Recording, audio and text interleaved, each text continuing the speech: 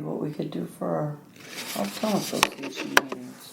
Hi, good morning. For today's podcast, I'm talking with Judy Longbottom, a business owner here in the Uptown neighborhood. We're meeting at the Walker Library meeting rooms, and we wanted to talk about business in Uptown and how it's looking. This is kind of a follow-up to the newsletter that I wrote about the tour with the mayor around Uptown and a lot of the empty storefronts. So, Judy, hello. Would you like to introduce yourself? Hi, Terry. Thanks for asking me to join you today on a podcast.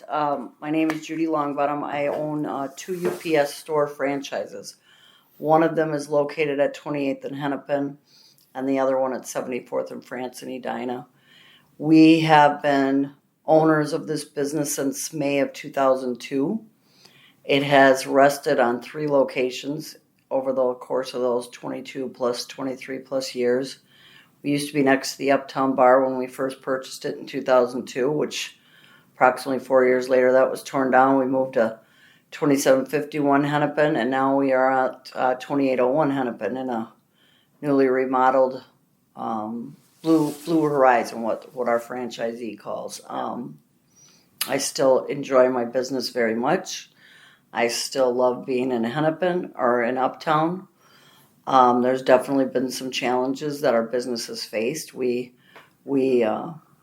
suffered significantly during the riots, and the store was breached and everything was flipped upside down, but we had it back open within 12 hours. We were open the next day, and we know how to get through some tough times.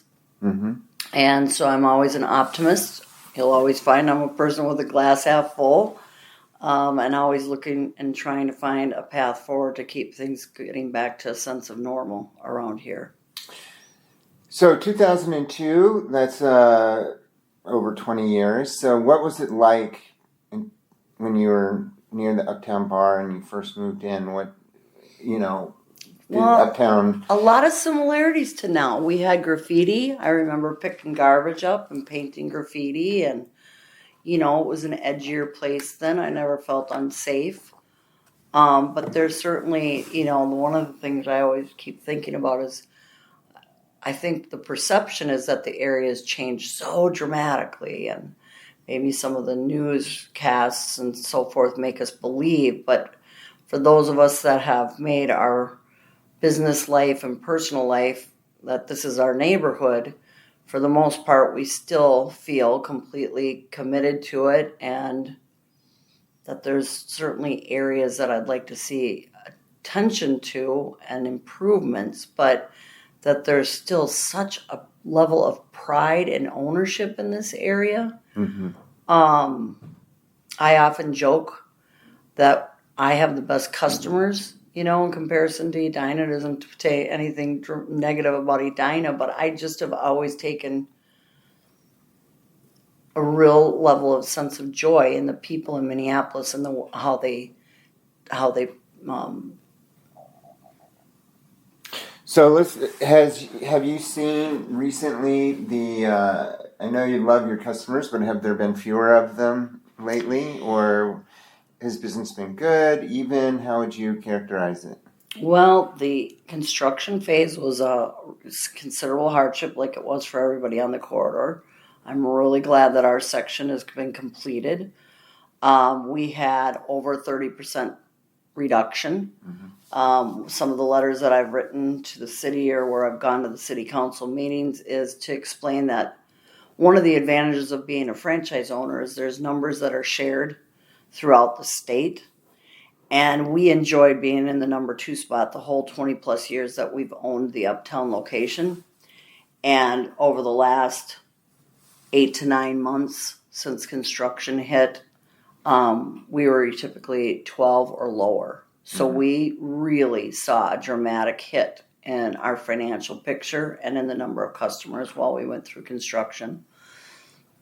Fortunately, our business is something people really need. It's not something that I think restaurants and service businesses like food and stuff like that must be hurting even more dramatically from the conversations I've had, because there's so many other options. Right. There isn't as many options for my products and services, so that helped keep us afloat while we went through construction. So let's talk about the construction a little bit. You mentioned that it's over. I know they did a lot of plumbing, if you will, beneath the street, which is part of why it was such a huge tear up. But now they've got, the bus only lines. There's been, some people have said that there's less parking. How would you judge the design that they came up with? Has it been a success or? Well, I have to say personally, which might come as a surprise, is that I'm much happier than I thought I ultimately would be. Uh-huh. I was happy to see that there's electric charging stations, which I don't feel like we ever saw in any of the plans, or even when asked if there was ever a mention of it. And there's some right on the corner of 28th, which I think is a great design feature. Mm-hmm. There's more parking than I had anticipated. It's paid parking. But in relationship to my business and all the other businesses on the Hennepin corridor, there's definitely an opportunity for people to pull in easily. And with the app, if you acclimate yourself to that app, you can park and pay within moments for a nominal cost. So, post-construction, I'm feeling a little bit more optimistic than I had been for the 2 years prior, anticipation and going through the horrors of it, and now getting to the other side of it. Well, that's good to hear. Definitely. So during the 2 years of construction, when business was down 30%, it sounds like maybe you went to some of the planning meetings about the design and stuff, but what did the city, or what did you hear from people about what they would do to support you as a business owner or any of the businesses along that corridor? Well, so it's been 1 full year that I personally have been under construction. Now we have 1 more year to go. Prior to the construction, we did go to all the planning meetings. We signed petitions, what's the other word for petitions? Where we had got everybody to sign with prohibiting sort of some like of the letter. design plans. Yeah. And there was a lot of meetings, including here at the Walker, where they had folks there to listen, but you never really felt like they were fully receptive. And again, from a glass half full, I'm more pragmatic. I always have been about this construction. Eventually, it had to happen. It hadn't been done since Eisenhower was president, literally. Mm-hmm. It had to be done. It was going to be painful.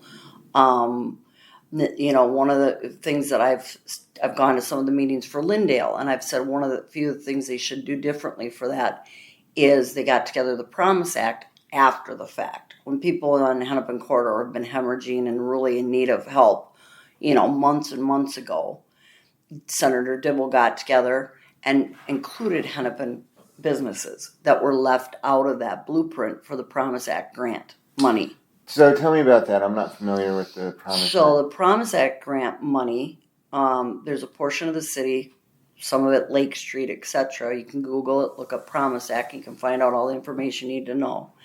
And in the 11th hour, Senator Dibble or whomever his counterparts were, it was brought to them, oh my gosh, we've forgotten this whole significant corridor of the Uptown businesses. And so they reached out to the Uptown Association, and we put together a letter of the businesses that have closed in in a certain period of time and have been impacted by the construction, etc. Wrote letters. The individual businesses wrote letters, explaining what their hardships were. And fortunately, Senator Dibble then did get us included in the Promise Act grant. The flip side of that is, though, it was too late for us to qualify for the first round. Mm-hmm. First round. And subsequently, the second round of the Promise Act, there was some loans. I don't know that they were technically unforgivable, but there was a loan component to the Promise Act. And the second round, that component for the Uptown businesses, my understanding is that is not included. So there's portions that we were provided, and we were skipped for the first round. There's a limit to the amount of money, even first, second, third. I'm not 100% versed on how those are distributed, but again, if you go to the website, I do know one of the businesses on Hennepin that I'm aware of that did receive some funds from the Promise Act that were deserving. So there's certainly some people that have benefited from it. I guess, as part of this podcast is that one of the things they need to do better is making sure that that kind of information is getting out to businesses so they're aware that they've got this opportunity to hopefully enable them to survive. So, if I'm understanding, a lot of the businesses along Hennepin didn't know about the Promise Act or weren't included in it, so they didn't qualify for the first round. So they were kind of on their own, but maybe they've done a better job of promoting it to the businesses on Lyndale, and more people in that area can apply. Or Well, Uptown Association sent out to the email addresses they have, which is significant. They've got a really good email database, and I personally, with a small committee, did some door knocking, along my corridor and stuff, and gave out some handouts and made folks aware that it was, available. What are some of the things that you heard from other businesses when you were door knocking and talking to them? Fear, Yeah, frustration. Unfortunately, most small businesses are not living hand to mouth, but it's probably close to that. The sick and safe time changes have been beneficial, and I support the sick and safe time, but for most small businesses, having that cost baked in has been a hardship, and they're navigating it. So there's a lot of things they're figuring out. yeah, it's interesting you bring that up. So obviously the minimum wage went up for everyone, the sick and safe time, but then I also read, I think that they increased the Unemployment rate. Yeah, and significantly. It's not necessarily a set amount. Do they somehow judge each business? So unemployment rates that a lot of people don't understand until you have to pay it is that it's based on your experience ratio. So if you're an employer that's a seasonal employer and you do a significant amount of layoffs every year, your experience ratio, you're going to pay a higher unemployment rate because typically your business has needs for unemployment to be paid out. My experience ratio for unemployment rate has always been at the lowest amount because I just typically never have had any form of a layoff. So there's no unemployment being paid. So from that standpoint, it's a fair and equitable. If your employers aren't relying on unemployment, then you're not paying in as much unemployment tax. But the new thing besides sick and safe time that the city of Minneapolis has enacted is that there's a family leave component that everybody's going to be allowed to take care of an aging parent or sick child, and there's a whole parameter, and I even think pregnancies. And so the way it works is the state's going to put in a portion, but the employers are all being taxed to put into another component of the unemployment pool to support the cost of a broader range of sick and safe time for family leave. Okay. And do you have to be a full-time employee to qualify for? No. And you don't, and it's much like the sick and safe time, you don't have to be a big employer or a small employer. It's everyone. I mean, there is some caveats in there. So again, if you're interested, go look it up because it's out there on the internet, what the employers are facing. But I received my tax statement, and I go through ADP for payroll so that I'm paying everything properly and stuff. And it went up 0.05% on every dollar that I pay. So again, there's another baked-in cost that, my letters to the city council and stuff have always said, there's a limit to what you can pass on to the consumer to a point that your goods and services no longer can be supported based on your price point, so that they have to be very careful in their quest to make a good and healthy environment for folks to go to work every day and have a safety net. I believe in that 100%, but the cost are going to probably force some more businesses out. Right. They're going to have to be very careful with how they budget their cash flow. So there's already a lot of businesses that are gone, right? I mean, one of the purposes of that tour with the mayor was to show him all the building vacancies. Has that helped with rent at all? Is it easier to get into Uptown now if you want to start a business? Or? I would think that the landlords would be willing to negotiate. You know, on this last move that I made, I negotiated a 10-year lease with not a significant amount of increases. That I think the timing, that was part of the reason why I was able to secure that kind of a lease in comparison to the other leases we've written over the last 20-some years in Edina and Minneapolis.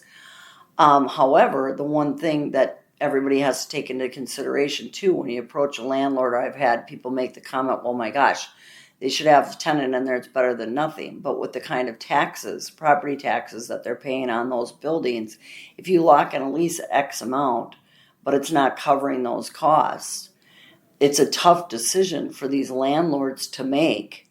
And so I think that anybody interested in opening a business right now is a great opportune time to go and try and negotiate. But the city also has to be realistic about what they're asking the landlords to foot how much of the bill for resurrecting some of these empty vacant spots. One thing I've heard people say is that like the business owner themselves has to put up like a significant amount of cash into the, I don't know if that's part of the lease or to secure the lease. What is that about? So Steve and I both put a personal guarantee of $200,000 on our 10-year lease. And what happens is every year that drops by $50,000, our exposure, until that $200,000 goes away. So the personal guarantee is... If I were to close the doors or something adverse happened, perfect example, when COVID hit, the location I moved into was a Pilates location. Mm-hmm. They were decimated. They couldn't pay rent anymore. They had no customers. They couldn't maintain their business. They walked away from their lease. I don't know their details. But what happened after COVID is the landlords all decided to start putting these personal guarantees in so to it's help. New. It's a new thing. It's newer. In all the 20 years, even when we were new store owners, right, with very little experience, we weren't asked to, put that. We had SBA loans and we had, personal guarantees maybe on our home and so forth. But there's more of that that's being written into leases, is that you're going to put a personal portion of guarantee on it. Some leases will provide a significant build-out cost, right? For you to move in, we'll do a certain build-out and pay X amount of dollars. When we first moved into 2751, they provided a vanilla shell, but we paid for the lion's share of what it ultimately looked like. Right. This last location, the cost to do that build-out to ourselves personally, what we had to finance and loan, was over $200,000. Because it's just cost so much to do any sort of build now, the permits and everything else. So is that an area that the city could be more helpful? Is reducing the permitting costs and the things of that nature? I mean, incentivizing new businesses by I remember one of the days that we were so excited to move to this location. We needed a little more space, and at one point, I was told that we were going to have to change the bathrooms dramatically. And I sat there and cried in front of my contractor because I was just like, there's no way. I mean, that would have cost well over $10,000 to $20,000 to make the change. And there was 2 perfectly good bathrooms that the Pilates place used.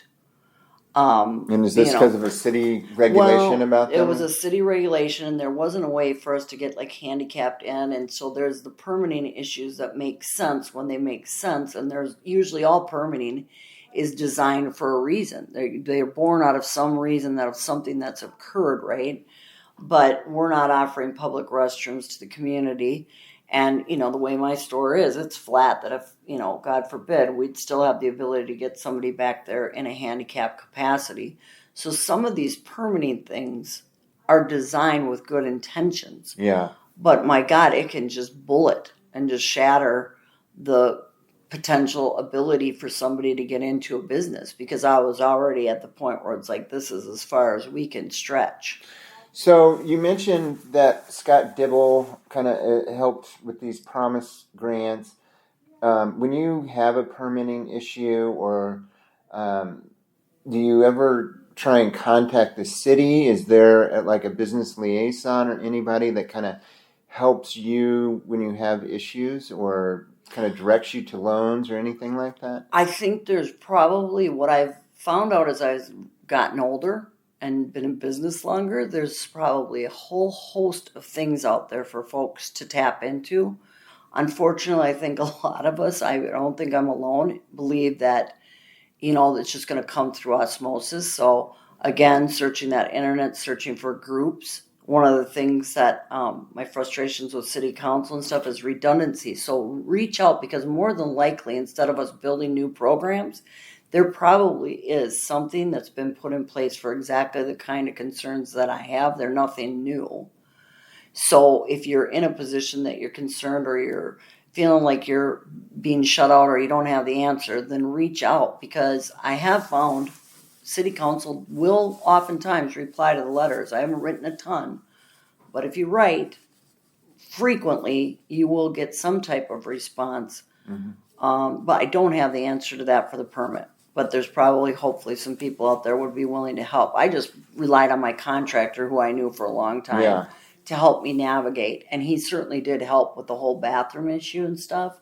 And I had to hire an architect for $1,000 and get the blueprints and get everything signed off. So make sure you've got the right professionals for the areas that you're not well versed in, that they can help you navigate. All right. So those are just kind of added costs. And it sounds like you're saying that there's some programs probably in the city that could help businesses, but it takes some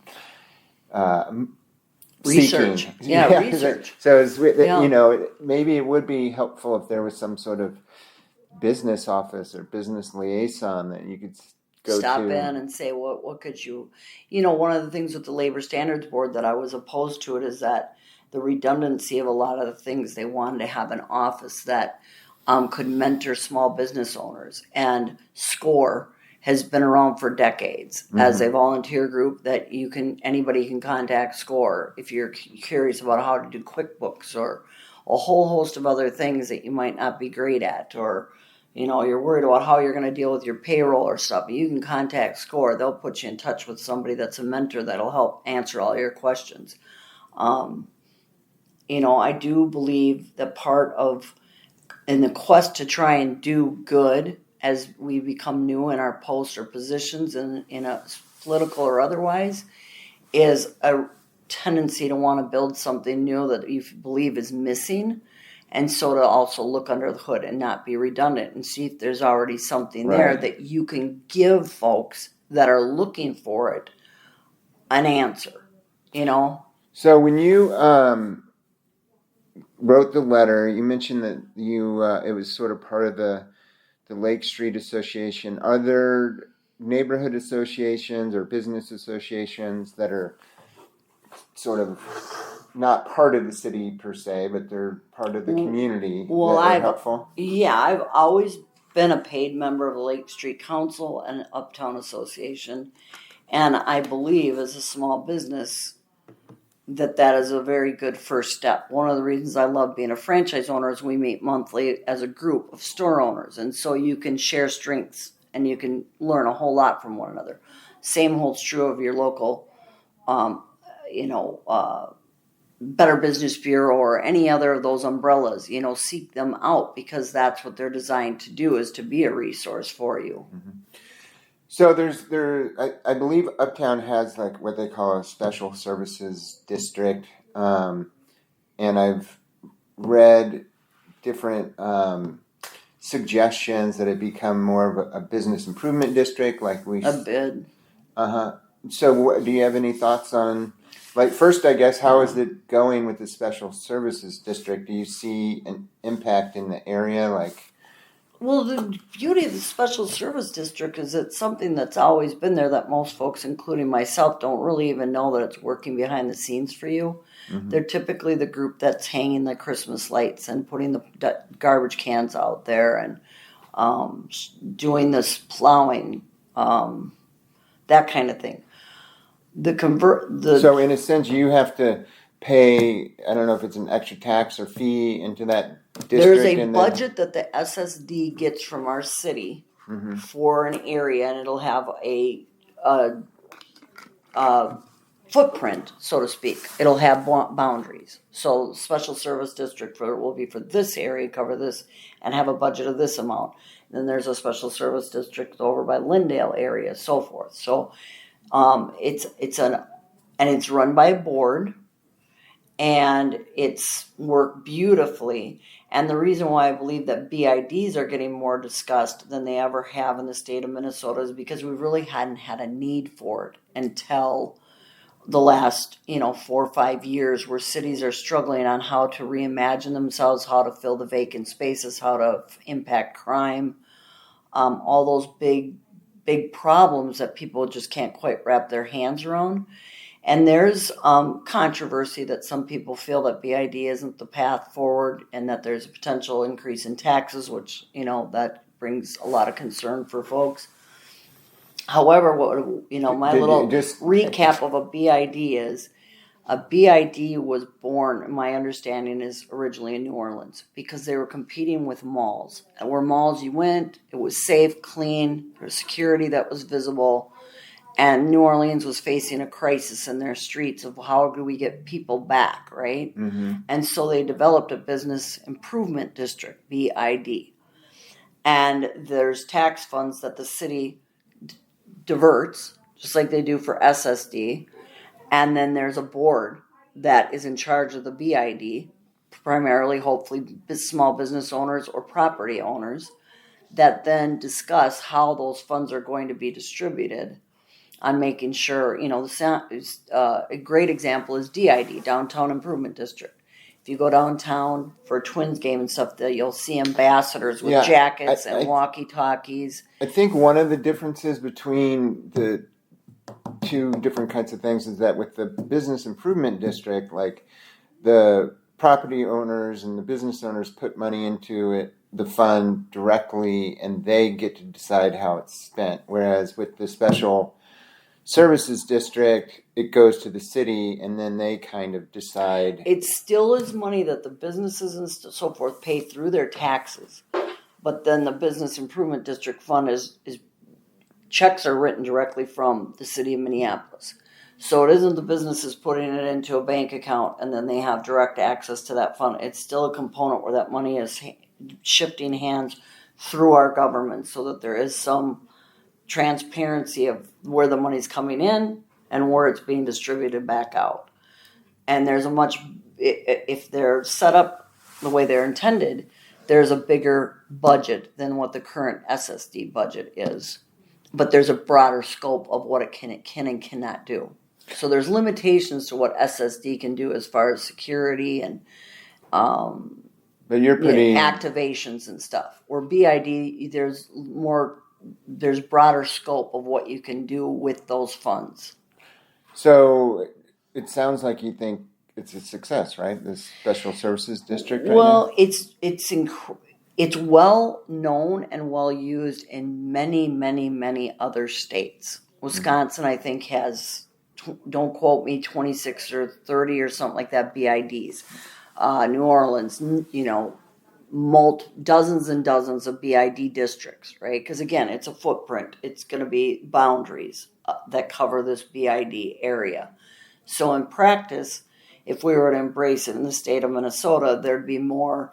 There's several people, Carol Becker and David Feehan, who are trying to do it in Dinkytown and several other areas that are continuing to struggle and search for a solution for some of the crime and vacancies and issues that all communities are trying to figure out. How can we improve this? We want our city back. Yeah, so, having been in the neighborhood for 20 years, have those things gotten worse, do you think? Is crime and vacant vacancies is something you mentioned since Yeah. the riots. I mean, it seems like Uptown was much more vibrant years ago, and you saw a lot of construction, like some of these buildings over here and stuff are probably overbuilt, right? So they had giant staff there and they've all moved out, or Right. things of that nature. So and like most cities are all facing that, where you had all these volume of space and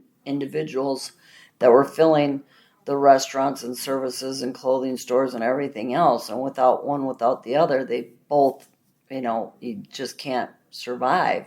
The one thing I've always said about being a small business owner in Minneapolis is that we have deep density, right? The fortunate part of being in Uptown is there's 400,000 people that live in the city of Minneapolis.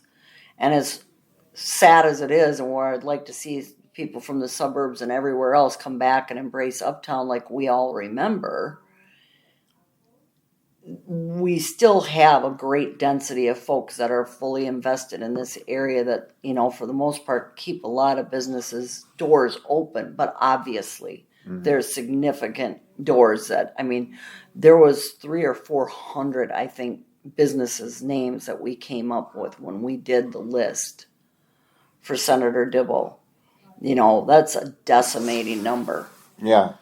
And so what about the council people here? I think we have Aisha Chugtai and Katie Cashman. Have they been responsive or helped with any of these promise grants or in any other way to kind of keep the area going? I feel, my impression right now is that they tend to show up when there is an opportunity for the cameras, like with the Hennepin Avenue opening.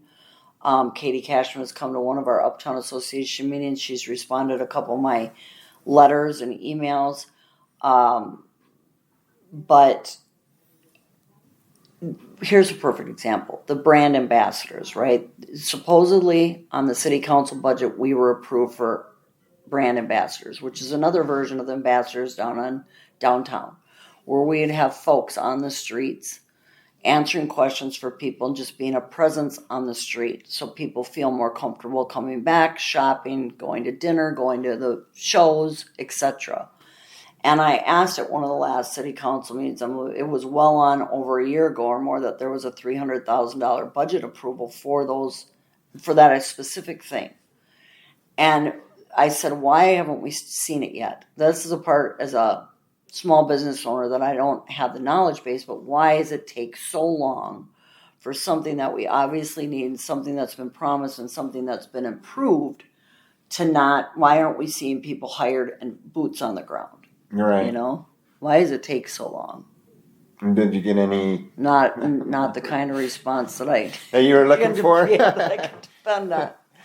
So, and those were, do you think, has crime, contributed significantly to sort of the downturn in business? I've actually heard stories, I guess this rain across the street turns into a nightclub or something. And that's a property that you can rent out for weddings or parties, etc. Venue. There's a couple examples. Lala Ice Cream, who made it through COVID, she eventually just closed her doors not long ago. And she says primarily because of theft and copper stealing from her freezers and a whole host of other problems that she just kept having. People were stealing the copper from her freezer, the big, huge, just really. So on its face, it's one small business with, a couple crimes, but they can be so financially devastating. Right. Someone's getting $100 worth of copper and it costs you thousands to repair that piece. Yeah. And so systematically, there's a salon that was across the street from her that closed up and has moved to St. Louis Park. Covered was down here. That's moved to St. Louis Park. Parking is definitely one of the driving factors, because you can't typically have a lot of good customer base if you don't have somewhere for them to park. Construction certainly drove some of it, so I'm optimistic and hopeful that people will come back once this is settled in and the next year is done. Because the one thing I've always said is the lakes anchor us. Mm-hmm. Fortunately, we've got the lakes. And then you've got your niche businesses like Iobun.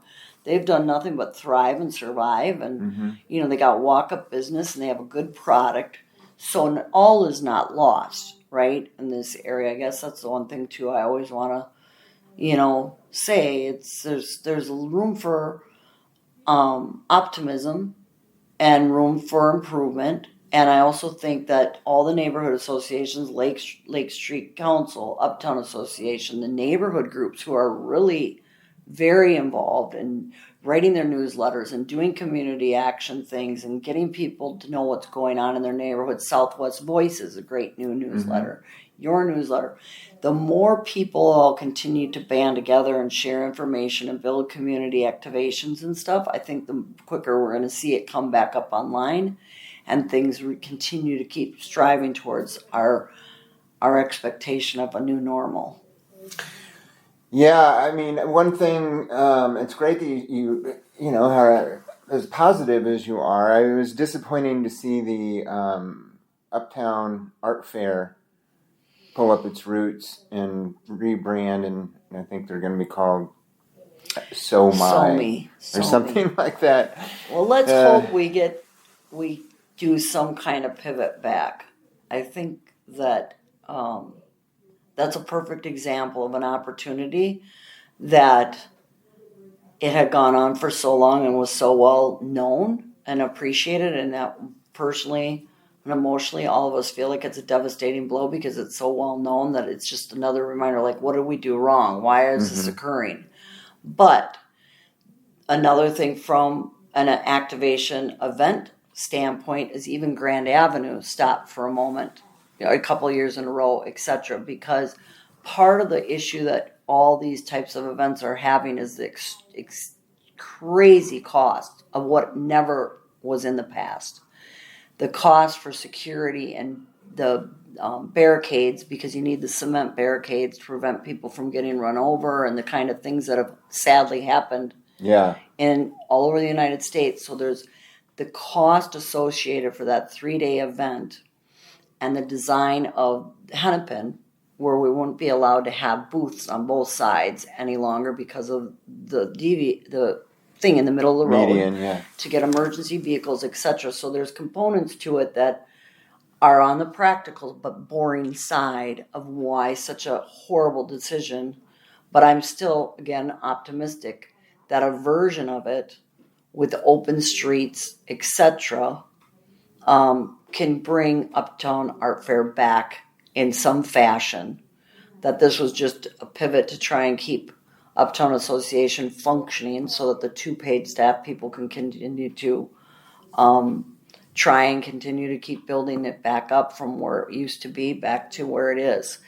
Uptown Association, Lake Street Council, the Uptown Corridor, all share in the same set of circumstances. There was just a perfect storm between COVID, social unrest, and everything else that it's going to take, significant time, I think. And I think we're turning that corner. I really do. I think the construction and time and learning, all of us learning as we go to make changes and put our best foot forward is going to bode well.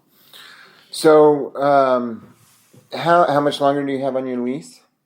I'll be there 4 years this fall. So I have 6 more years. Right. Yeah. Is there anything that would ever drive you out of Uptown? No. No. I always joke that they're going to take me out feet first of my Uptown store. I really love our business. I really love the customers. I like that every day, no day is the same. We always have a different changing day, changing people. Good. Yeah, so no, I'm staying put in Uptown. And fortunately, there's a whole host of other people that are just like me, just like you. You've been here 20 years. You're not going anywhere, are you? Right. So I'd like to wind it up here. Is there anything that we didn't cover that you wanted to talk about? No, I think we covered a lot. You know what? I tell people who ask me about my store, it's my favorite subject, and second to none is Uptown. So you and I probably could talk all day, but this was a good discussion. Great. Thanks Thank you for asking.